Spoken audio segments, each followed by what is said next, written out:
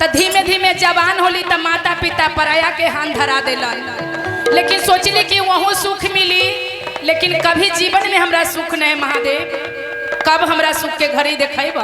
बड़ा रो रो के शिष्या भगवान से कहते हैं का दुखवा के मारला गेली नाई हारावाया हो मोरा शिवा गो।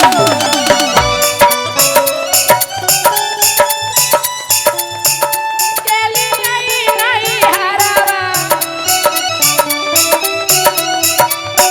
भैया भाभी ठोका लाना के वाराया हो मोरा शिवा गुरु।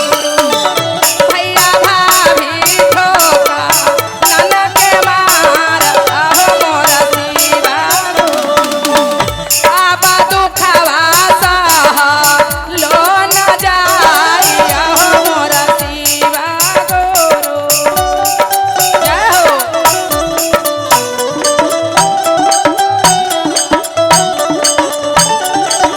जय हो।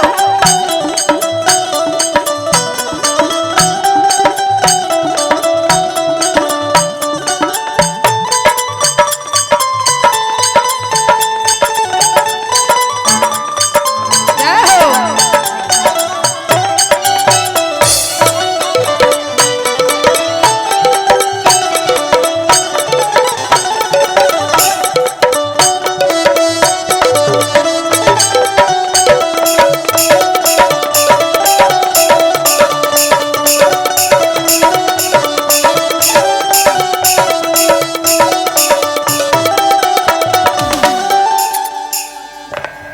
देवनंदन जी हमार चाचा जी के तरफ से ई बेटी के आशीर्वाद मिलल है।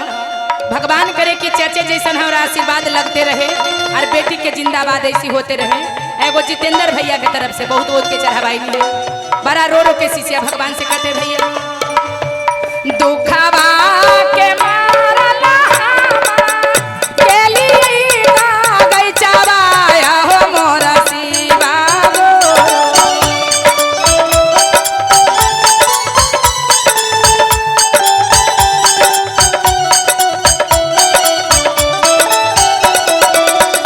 दुखवा के मारला गेली गई चबाया हो मोरा शिवा गो।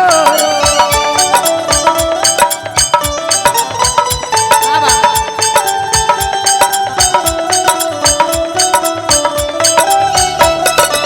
अरे हरियर बागै चबा भेलै पता झारया हो मोरा शिवा गुरु। ताली बजा के ठुमके दीदी। अरे आबा दुखवा सह लो न जाइया हो मोरा शिवा गुरु।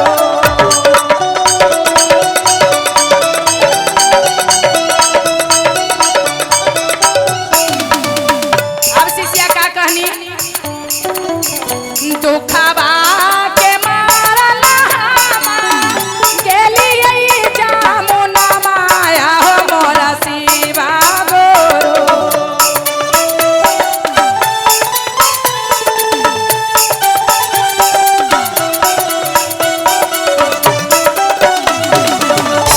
अरे उमरला जामुनामा भेलै बालू रे तया हो मोरा शिवा गुरु।